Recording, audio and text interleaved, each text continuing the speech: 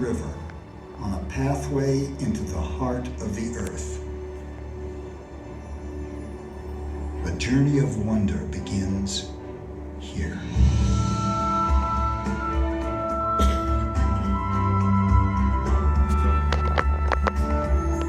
For millions of visitors, this has become one of the most famous hikes on the planet.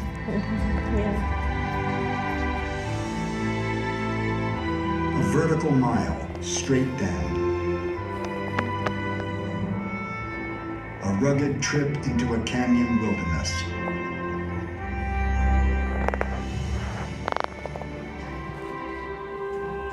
From rim to rim, from dawn to dusk, they travel. And with each descending step, they are walking back in time.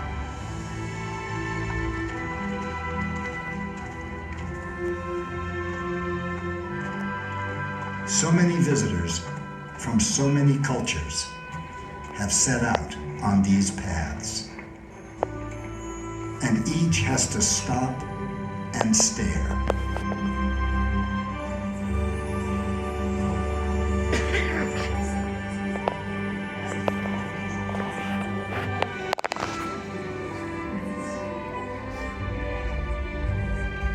Here on the limitless horizon, the scale is humble, uplifting, impossible to grasp.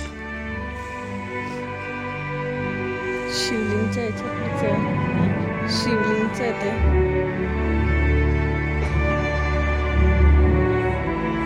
A vertical mile deep, 277 miles long, 10 miles wide from the North Rim to the South Rim. Grand Canyon is one of the few natural landmarks visible from space. From Lee's Ferry on the east to Lake Mead on the west, Point Imperial, Desert View, Bright Angel Point, Grand Canyon Village, Hermit's Rest, Toroweap Overlook. Spanning mesas and meadows, deserts, forests, and springs, Grand Canyon offers one thing above all: a vista that stretches out to the edge of the imagination.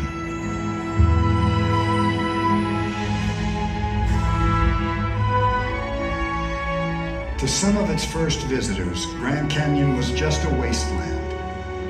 Joseph Christmas Ives, one of the early explorers, said it was valueless and that it shall be forever unvisited and undisturbed.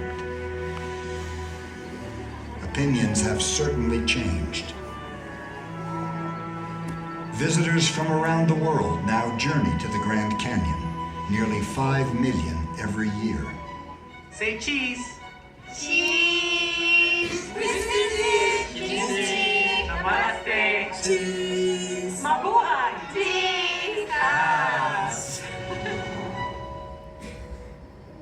But today, popularity means new challenges for this wilderness, and new protectors must care for it. A team of archaeologists led by Amy Horn is part of the National Park Service's Vanishing Treasures program. Their mission? To preserve and protect the park's human legacy. The Grand Canyon's a really amazing place to work. We're working with some of the oldest structures in North America. We've only done research in a very small percentage of the park, so we're always learning new things. But at the same time, it's really challenging. Access to a lot of places is by foot, so it can take us multiple days to get to some of the remote areas. So let's take a look at this map and talk about what we're going to do today. So just up ahead on the pinnacle is an 8-room Pueblo. We're going to locate all of the rooms, and then we'll inventory all the artifacts that we can find inside those rooms. Oh, look at that. So that's another dead man's, right? Oh, that's really This site is an 8-room Pueblo. It's a structure that's collapsed. All we see left is the rock that's fallen down. There's a few little pieces of the wall, but most of it's just a big rock pile. We know it's part of a network of these sites on the pinnacles along the South Rim. We think they were probably used for communication. In the daytime, you could use black smoke. At night, you could have fires and pass messages across a huge distance. What's fascinating to me is how people adjusted to living in a harsh environment. There are some 4,800 known archaeological resources in Grand Canyon National Park, from the Puebloan relics at Walhalla Glades to the pottery at Deer Creek. They are discovering the artifacts that trace the human history of Grand Canyon. Vivid proof that this harsh land has sustained people for thousands of years. In fact, archaeological evidence indicates humans have called the canyon home for more than 10,000 years, among the earliest signs of human life on this continent. The first were the nomadic hunters. They were followed by the archaic people, who left behind figurines of split twig, deer, and antelope shapes in remote caves. Dozens of Native American peoples would follow. Many are still here to this day. They had Grand Canyon to themselves until around 1540, when the first European explorers arrived, Cardenas and his Spanish conquistadors, looking for the famed cities of gold. What they encountered was this immense obstacle. Then came the westward bound explorers of the 1800s, prospectors, soldiers, and trappers. Army Surgeon Elliot Cowes described it as a scene of utter desolation. Many were scared away, but explorer Major John Wesley Powell was not deterred. In 1869, he became the first to travel the river through the entire Grand Canyon and document it. We are 3/4 of a mile in the depths of the earth. We have an unknown distance yet to run, an unknown river yet to explore. What falls these are, we know not. What walls rise over the river, we know not. Down in these grand, gloomy depths, we glide. Facing splintered oars and damaged hulls, Powell would survive to map the entire length of his journey, and his trailblazing expedition would open Grand Canyon, charting the way for those who would come next. With a new century, a new breed of explorer arrived, in the form of entrepreneurs and hoteliers, looking for ways to make a living from the pockets of canyon visitors. Emery and Ellsworth Kolb came to the Grand Canyon in 1901, determined to carve a livelihood out of these walls. They set up a dark room in an abandoned mine shaft and began photographing visitors. And when they turned their cameras on themselves, their photos became even more adventurous. Daredevil stunts yielded eye-popping images. Oh my God. In 1911, they filmed the first movie ever of Grand Canyon river running. Leaving Wyoming on 2 flat-bottom boats, the Kolbs recorded a rugged voyage, winding through hundreds of miles. A journey that would inspire many who followed. The story of Grand Canyon begins and ends with the mighty Colorado. It's one of North America's major rivers, the prime shaper of this epic landscape. In a desert land where moisture is scarce, this river is the lifeblood of the entire ecosystem. Sustenance for a dry world.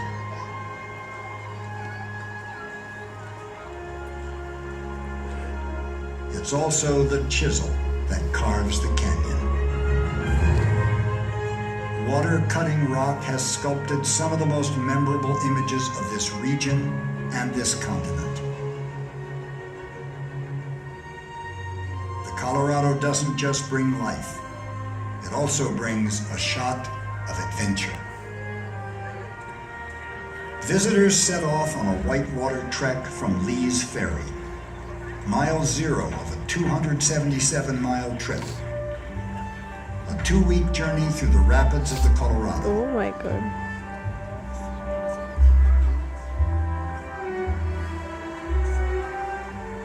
Early attempts to travel this river by boat often met with disaster. With water speeds up to 25 miles an hour, more than one expedition ended in tragedy. But today, it's the adventure of a lifetime.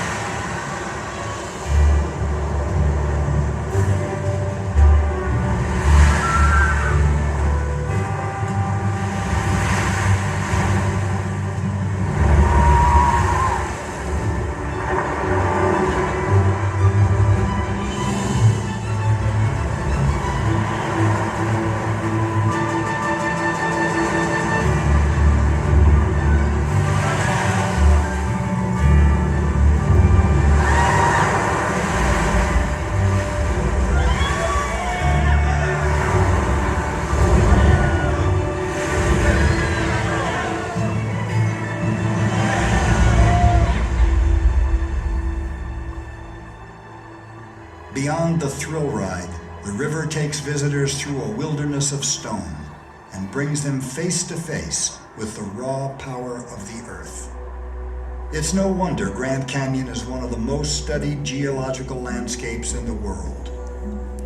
Naturalist John Burroughs once called it a divine abyss, a place to look into the earth as through a mighty window. And geologists like Dr. Carl Karlstrom come here to do the looking, here on the edge of time.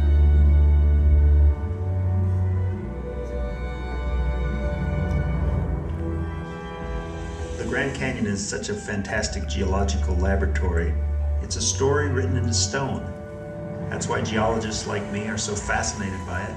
There's hardly any better place to understand processes of geology.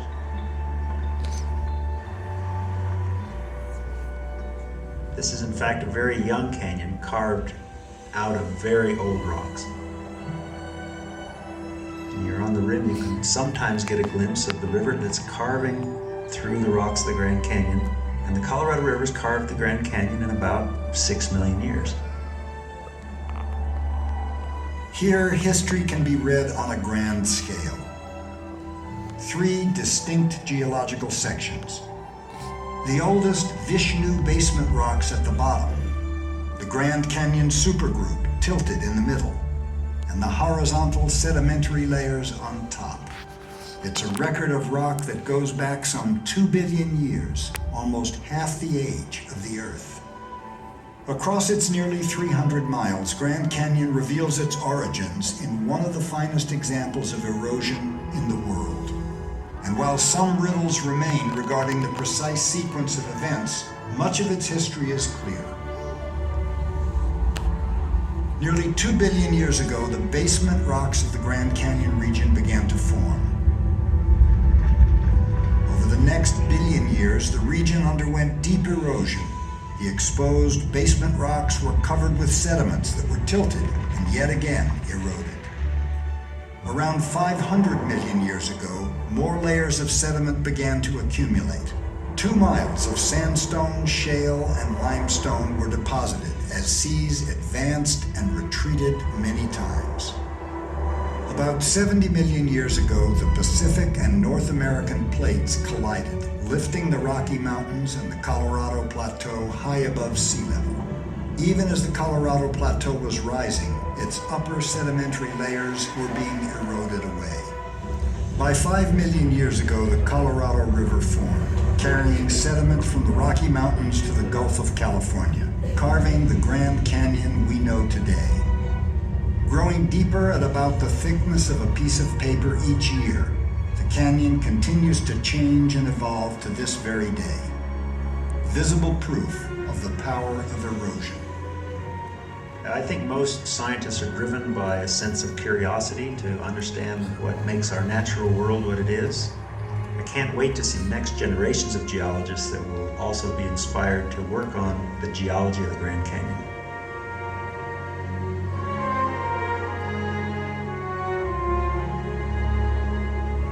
Of its nearly 5 million visitors annually, Grand Canyon draws a multitude of artists from around the world. Photographers, writers, sculptors, painters. Some see the powerful architecture of this land. Others, the passing play of light and shadow. From Thomas Moran to Gunnar Widforce to Ed Mell, Grand Canyon has inspired a rich artistic legacy.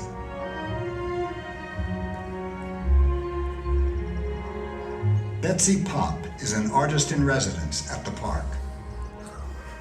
Being able to stay for a period of time in the Grand Canyon is, well, it's just one of the greatest natural settings on Earth. The light can filter in through the canyon, and the different colors that it can intensify, the huge clouds that can come by and cast something into a shadow and leave something right next to it in bright light. It's an ever-changing palette of light and color, and it truly is an amazing experience for an artist to even attempt to recreate what they've experienced on any kind of canvas or in any medium.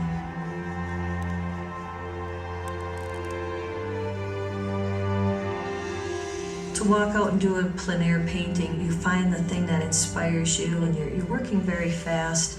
It's very spontaneous. And with the color and the light changing in the canyon like it does, you know you only have about a 2-hour window before the light is going to change too much.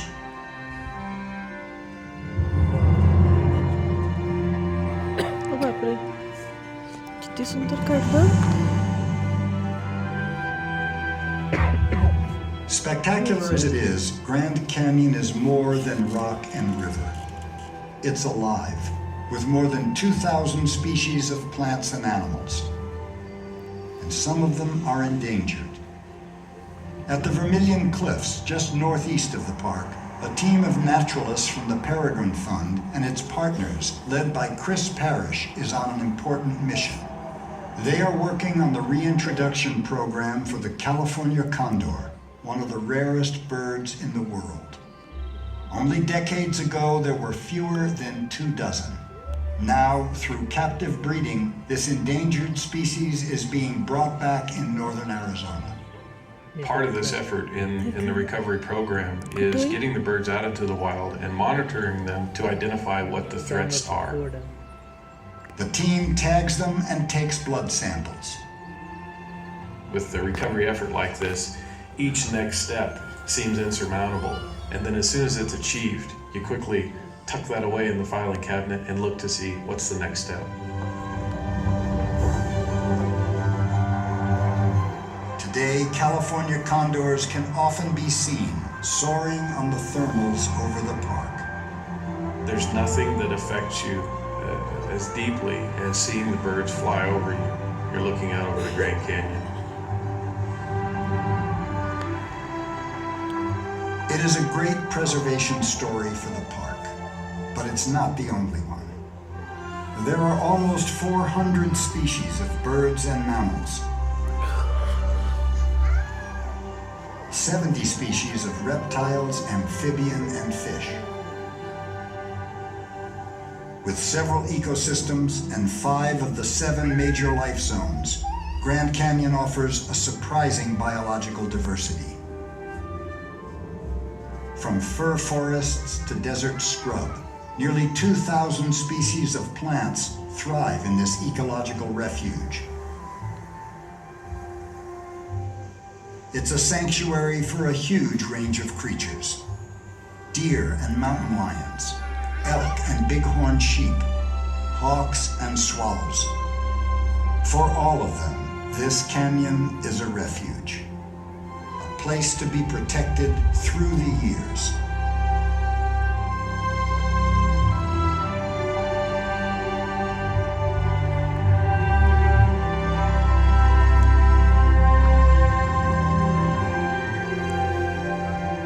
And so, a journey of wonder ends for travelers who walk across the miles, here in a world of stone and light.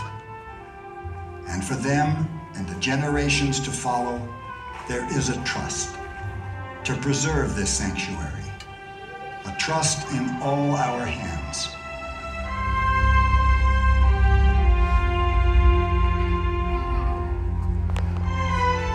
Immense and intimate, wild beyond the imagination.